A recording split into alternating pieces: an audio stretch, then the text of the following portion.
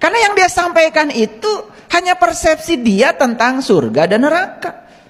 Padahal di Quran dikatakan surga dan neraka adalah tempat di mana kamu masih bernafas. Jadi surga dan neraka itu adalah tubuh kita. Bisa jadi surga, bisa menjadi neraka, ya terserah Anda. Surga dan neraka bukan aspek geografis. Surga dan neraka adalah masalah psikologis. Kita merespon saudara SK atau Saiful Karim dalam video-videonya tentang keyakinan terhadap surga dan neraka. Dia berkali-kali mengatakan bahwa dia adalah level makrifat dan level yang tinggi di antara orang yang lain. Ini bukan level makrifat, bukan level hakikat, dan bukan level tinggi. Ini merupakan sebuah khayalan dan ditularkan kepada murid-muridnya sehingga muridnya sombong, menyatakan orang lain itu levelnya di bawah, menyatakan orang lain itu hanya ilmu kulit dan dia ilmu hati. Inilah sebuah hasil dari kesombongan orang-orang yang tidak pernah belajar makrifat dan hakikat, tapi dia sok makrifat dan hakikat. Apa pernyataan yang menyebabkan dan keraguan umat tentang surga dan neraka yang disampaikan oleh SK? Yang pertama, dia menyampaikan bahwa orang-orang yang menyampaikan tentang surga dan neraka itu hanya sebuah asumsi. Ini kesalahan besar. Surga neraka adalah sebuah keyakinan dan benar menurut orang yang meyakini. Surga dan neraka harus diterima dengan hati. Tidak ada orang yang tahu, tapi yang menerima adalah hati dan keyakinan. Kalau tidak yakin, bisa jadi murtad. Dan ini berbahaya.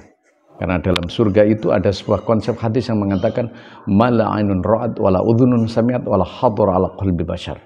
Tidak ada mata yang melihat, tidak ada telinga yang mendengar, dan tidak ada hati yang berpikir tentang surga neraka. Jadi surga neraka urusan Allah, dan itu wajib diimani dengan hati, bukan dimasukkan dalam akal. Itu yang disampaikan oleh SK adalah meragukan surga dan neraka yang ada di akhirat.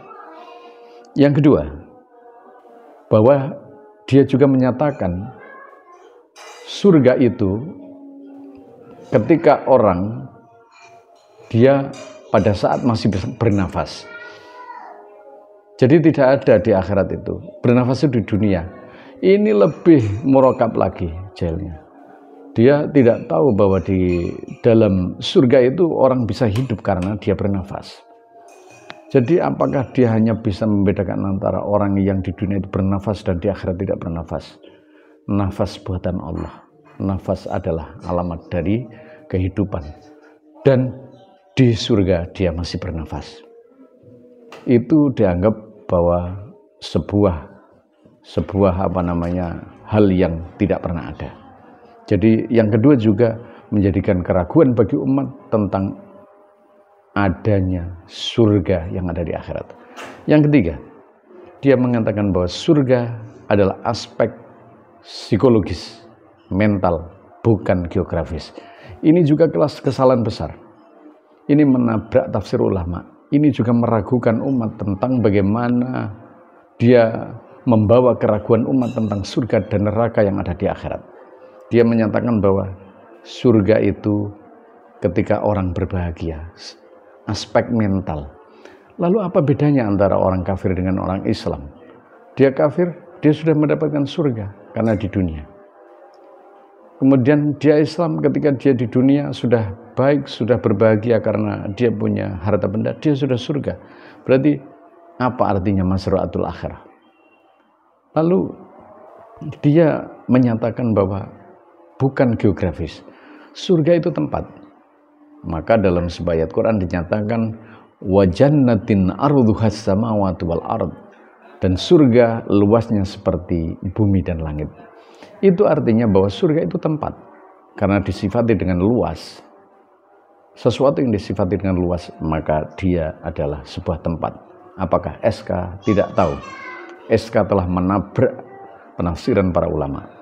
Ada lagi dia mengatakan bahwa madamati samawati wal ard, surga itu di mana ada langit dan bumi.